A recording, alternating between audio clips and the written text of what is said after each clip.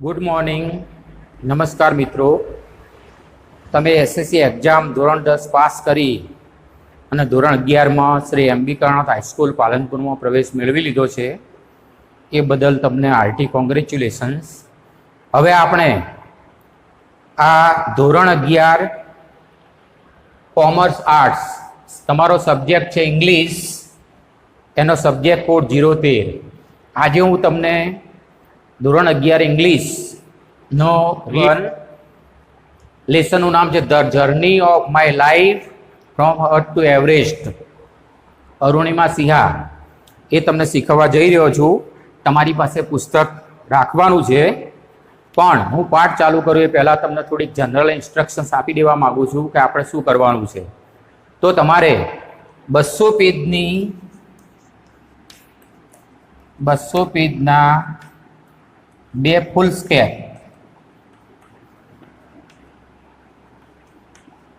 ચોપડા બનાવવા. 2 ચોપડા બનાવવાના છે. એક ચોપડો જે છે એ ક્લાસરૂમ વર્ક,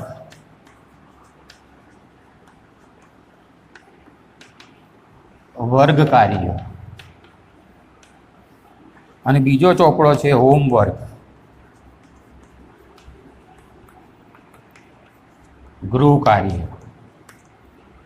હવે ક્લાસરૂમ વર્કના ચોપડાની અંદર તમને વર્ગમાં અત્યારે ઓનલાઈન ટીચિંગ થાય છે, તો ઓનલાઈન ક્લાસરૂમમાં તમને જે વર્ગ કાર્યના ચોપડામાં લખવાનું કહેવામાં આવે તે વર્ગ કાર્યના ચોપડામાં લખવાનું, અને આખું યુનિટ એટલે કે આખો પાઠ કે કવિતા પૂરી થાય અને એ પૂરું થયા પછી તમને જે હોમવર્ક આપવામાં આવે એ તમારા હોમવર્કના ચોપડામાં લખવાનું રહેશે. બરાબર. પછી તમારે એક નાની પોકેટ ડિક્શનરી અથવા મોટી ડિક્શનરી રાખવાની. ડિક્શનરીથી શું થાય કે તમને શબ્દનો અર્થ પણ મળે, અને ખાસ કરીને વિદ્યાર્થીઓને શબ્દનો સાચો ઉચ્ચાર આવડતો નથી, તો ઉચ્ચાર તમે ડિક્શનરીમાં જોઈ શકો. હું તમને એક નમૂનાની ડિક્શનરી બતાવું છું. તો આ પ્રકારની એક પોકેટ ડિક્શનરી કોઈ પણ કંપનીની અથવા મોટી ડિક્શનરી હશે તો પણ ચાલશે. તો આ પ્રકારની એક ડિક્શનરી તમારે વસાવી લેવાની, બરાબર, જેથી આપણને મદદરૂપ થાય. ડિક્શનરીની અંદર તમને વર્બ મળશે, નાઉન મળશે, એડજેક્ટિવ મળશે, એડવર્બ મળશે, સમાનાર્થી, એનો અર્થ મળશે, બરાબર. એ તમારે વસાવી લેવાની. હવે ક્લાસરૂમ વર્ગની અંદર મોટે ભાગે વર્ગ કાર્યના ચોપડામાં તમારે શું લખવાનું રહેશે? તો પાઠના અંતે આવેલી પહેલાં ગ્લોઝરી લખવાની, બરાબર. પછી દરેક પાઠમાં હું તમને ટીક કરાવું કે ન્યૂ વર્ડ્સ તમારે લખવાના રહેશે. હોમવર્કની અંદર આખો યુનિટ પૂરી થાય તો ટેક્સ્ટ બુક પાછળ જે સ્વાધ્યાય કાર્ય આપેલું હું તમને બતાવું એ પ્રકારે તમારે લખવાનું રહેશે.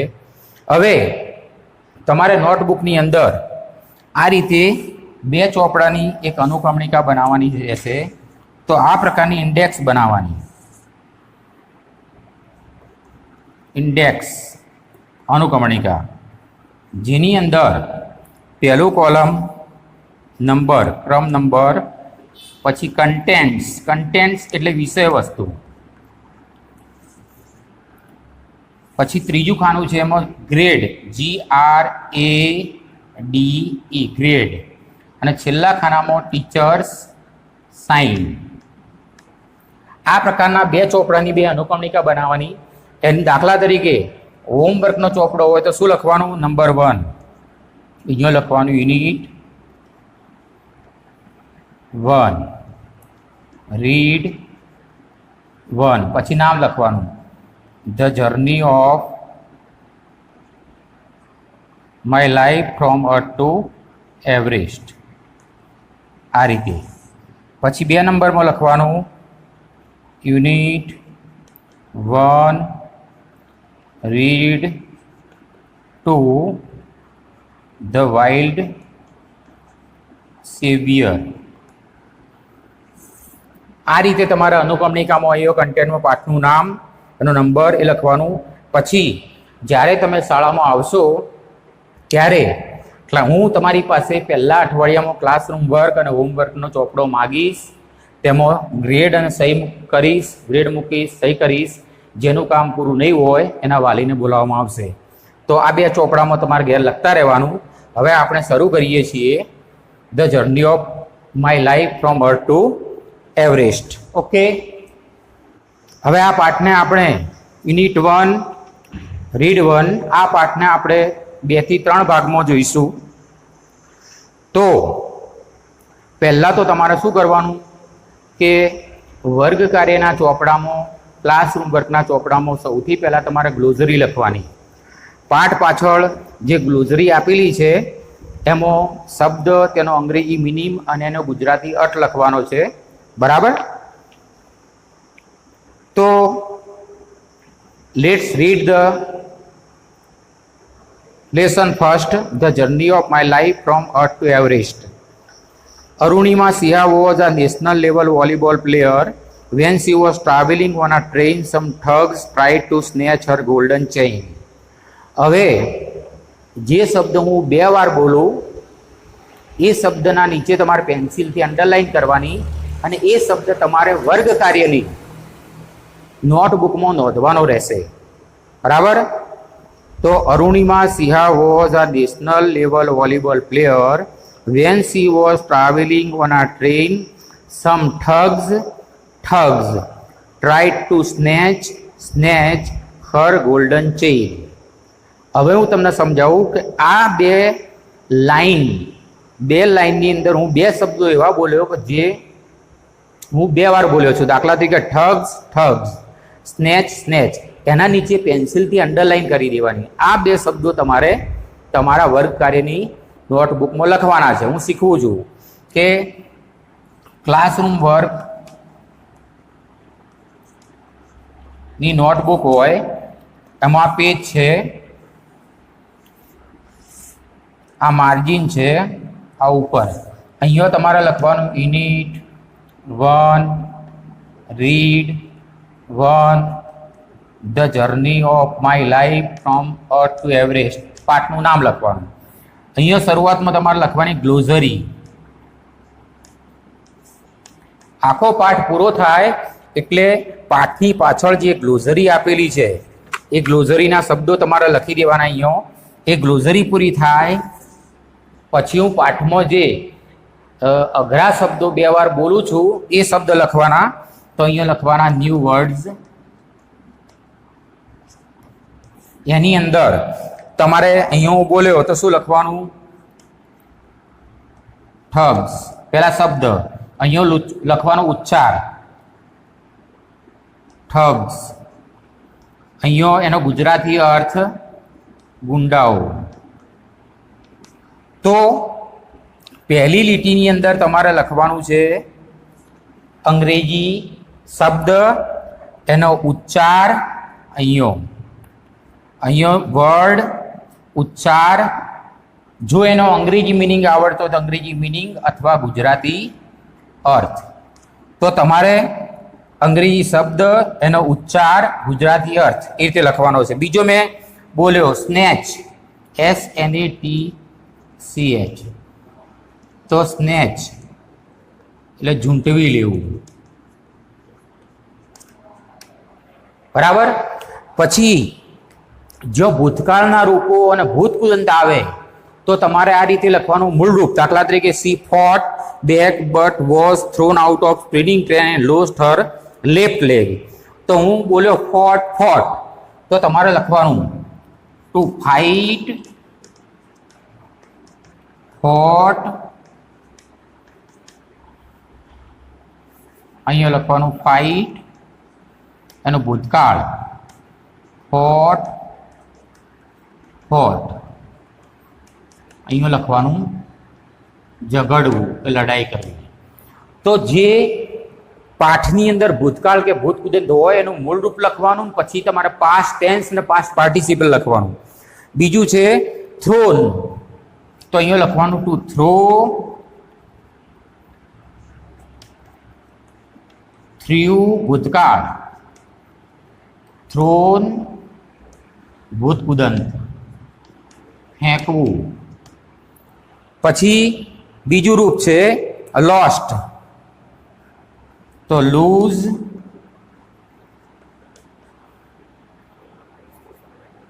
sorry, lost,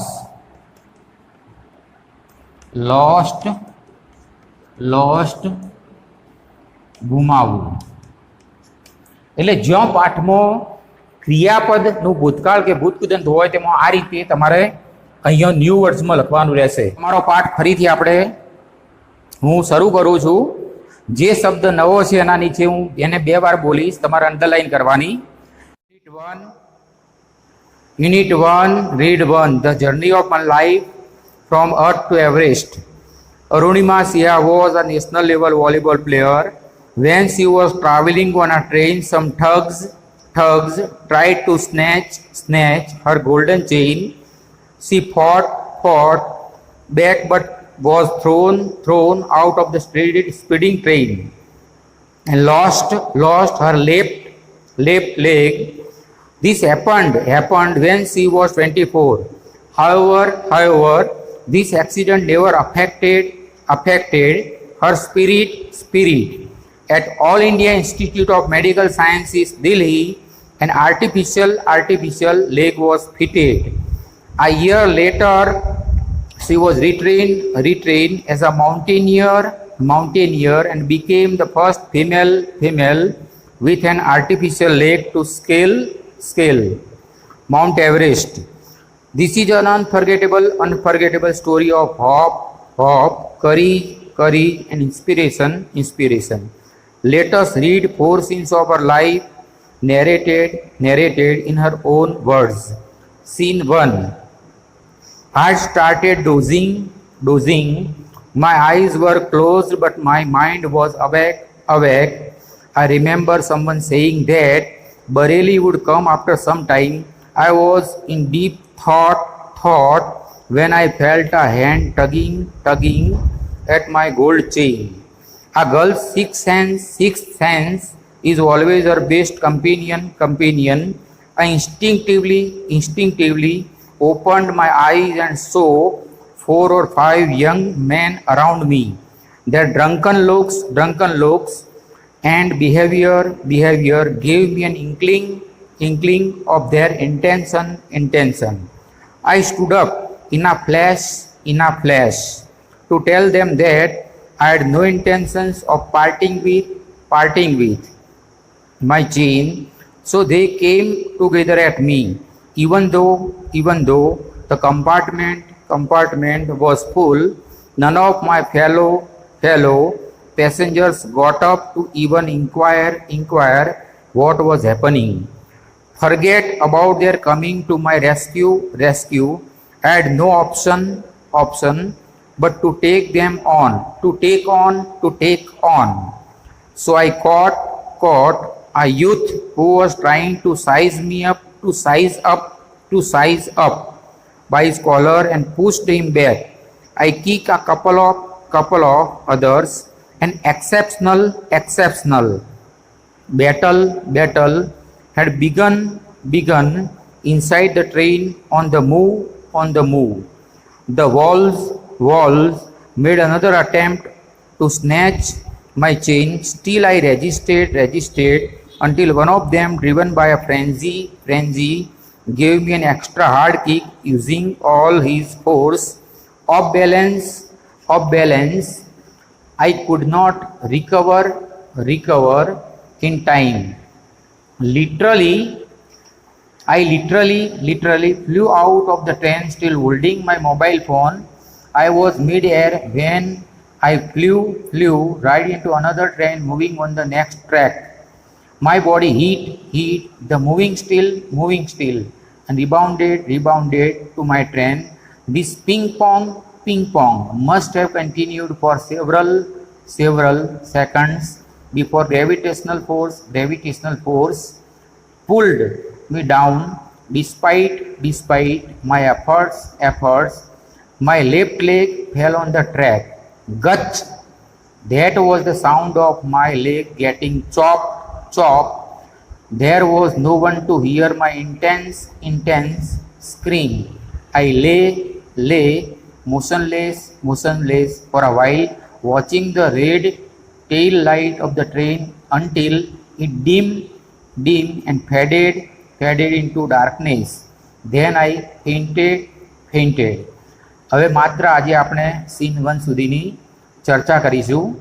હવે ડિસ્કશન. ચલો મિત્રો, હવે આપણે પાઠનું ડિસ્કશન જોઈએ. The journey of my life from earth to Everest.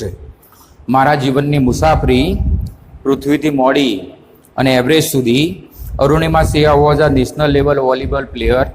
Arunima Sinha એ રાષ્ટ્રીય સ્તરની વોલીબોલની ખેલાડી હતી. When she was travelling on a train.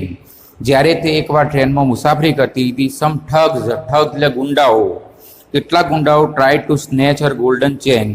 કેટલાક ગુંડાઓ તેની સોનાની ચેનને ખેંચવા માટે પ્રયત્ન કર્યો. She fought back. તેણી પણ ગુંડાઓ સામે ખૂબ સંઘર્ષ કર્યો, ઝઘડી. But was thrown out of the speeding train. Was thrown એટલે પેસિવ કન્સ્ટ્રક્શન છે. That means but she Arunima was thrown out of the speeding train. પરંતુ અરુણિમાને તે ગુંડાઓ દ્વારા ઝડપથી દોડતી ટ્રેનમાંથી બહાર ફેંકવામાં આવી. And lost her left leg. અને આ રીતે તેણીએ પોતાનો ડાબો પગ ગુમાવ્યો. This happened when she was 24. જ્યારે તેની ઉંમર 24 વર્ષની હતી ત્યારે આ બનાવ બન્યો. However this accident never affected. However તેમ છતાં આ એક્સિડન્ટે શું કર્યું? નેવર અફેક્ટેડ હર સ્પિરિટ. સ્પિરિટ એટલે ઇનર સ્ટ્રેન્થ, આંતરિક તાકાત. સ્ટ્રેન્થ ઓફ માઇન્ડ, મનની તાકાત. તેમ છતાં આ એક્સિડન્ટે તેના મનની તાકાત ઉપર અસર કરી નહીં. તેનું મનોબળ તો મક્કમ જ રહ્યું. At All India Institute of Medical Sciences, દિલ્હીમાં આવેલી ઓલ ઇન્ડિયા અખિલ ભારતીય મેડિકલ સાયન્સીસની હોસ્પિટલમાં એન આર્ટિફિશિયલ કૃત્રિમ લેગ વોઝ ફિટેડ. કૃત્રિમ આર્ટિફિશિયલ મેન મેડ, માનવ સર્જિત કૃત્રિમ પગ ફિટ કરવામાં આવ્યો.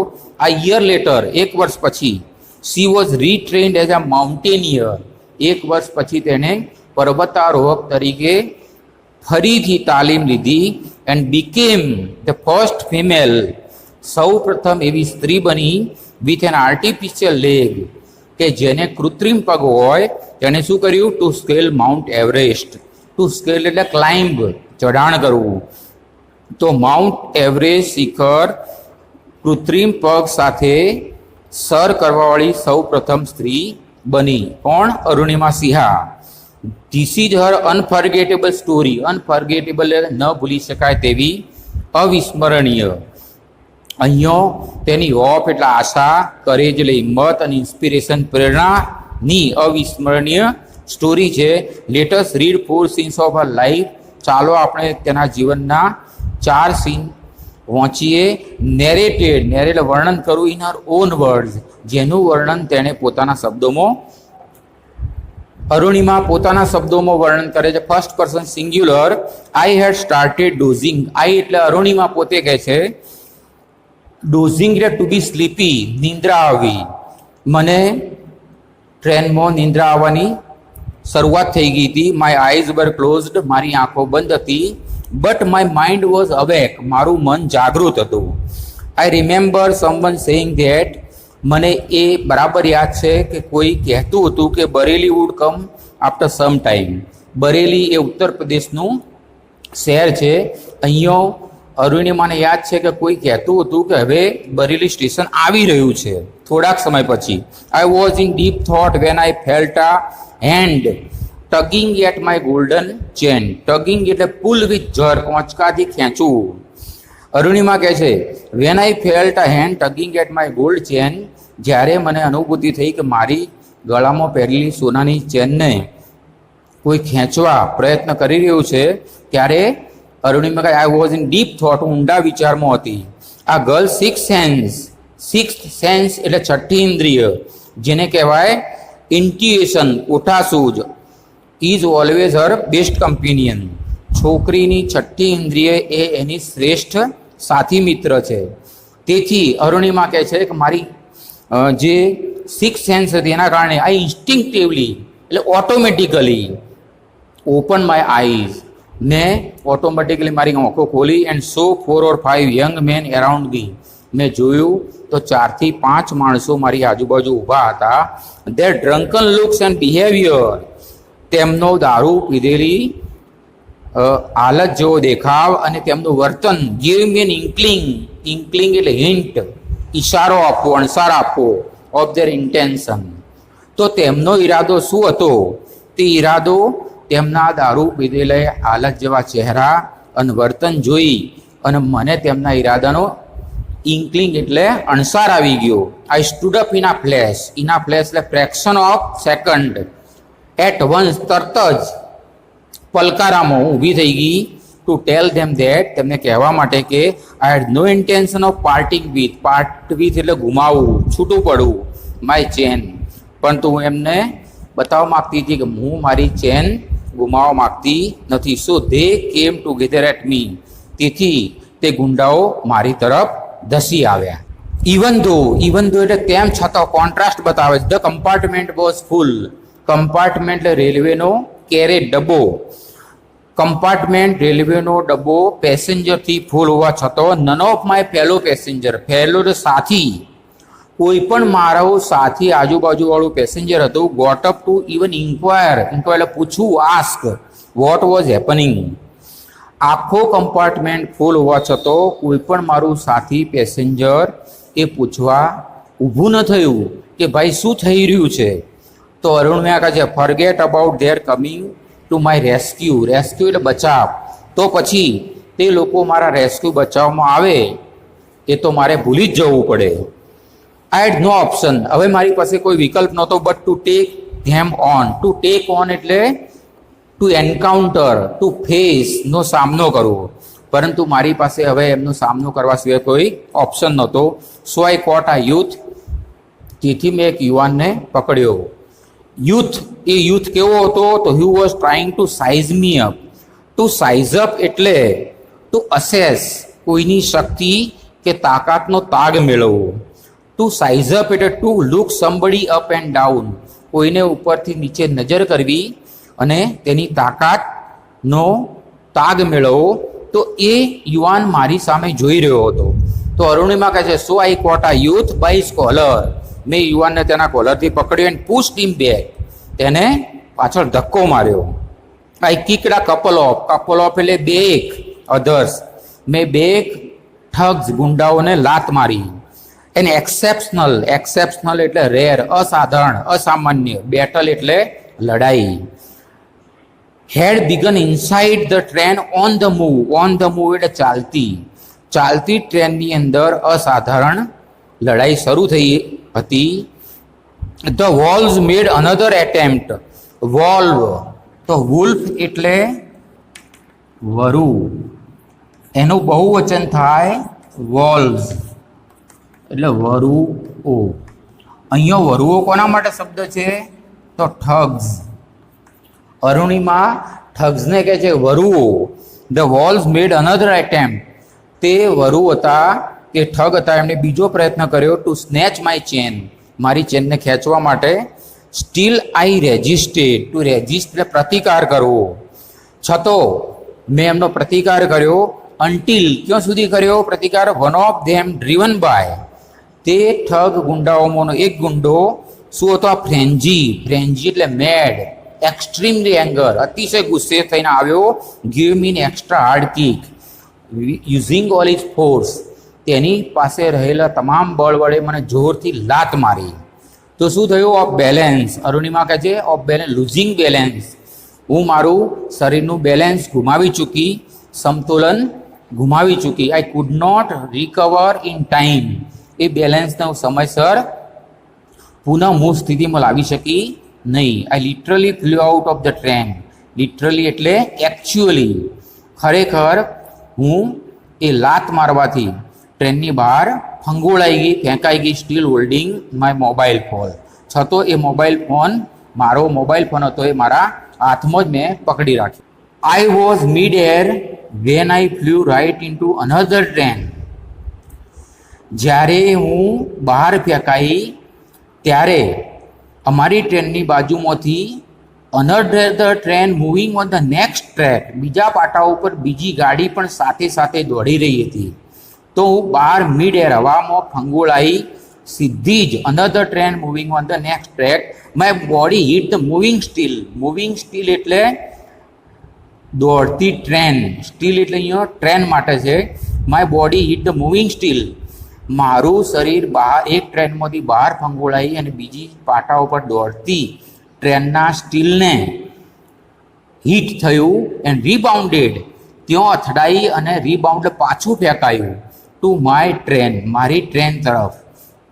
તો અરુણિમાનું લાત મારી એટલે બહાર ફંગોળાઈ એટલે સામેની ટ્રેનને અથડાઈ, ત્યાંથી અથડાઈને આ બાજુ પોતાની ટ્રેનને અથડાઈ. અને શું કહે છે, ધીસ પિંગ પોંગ, પિંગ પોંગ એટલે bounce back and fourth from one place to another, એક સ્થળથી બીજા સ્થળ ઉપર, બેક એન્ડ ફોર્થ એટલે આગળ પાછળ બાઉન્સ થવું, ફંગોળાવું. તો મારું શરીર એક જગ્યાએથી બીજી જગ્યાએ એટલે મારી ટ્રેનથી સામે દોડતી ટ્રેનના ડબ્બાને અથડાયું અને બાઉન્સ થયું. This ping pong must have continue for several second, several એટલે થોડીક, એકાદ 2-3 સેકન્ડ સુધી મારા શરીર એક ટ્રેનથી બીજી ટ્રેન સાથે અથડાયું, પિંગ પોંગ થયું. બિફોર ગ્રેવિટેશનલ ફોર્સ પુલ્ડ મી ડાઉન, ગ્રેવિટેશનલ ફોર્સ એટલે પૃથ્વીનું ગુરુત્વાકર્ષણ બળ મને નીચે જમીન ઉપર પાડી દે એ પહેલો એકાદ 2 સેકન્ડ સુધી મારા શરીરની પિંગ પોંગની સ્થિતિ રહી. ડિસ્પાઇટ, તેમ છતાં માય એફર્ટ્સ, મારા આટલા પ્રયત્નો છતાં, my left leg fell on the track. ગચ, that was the sound of my leg getting chopped.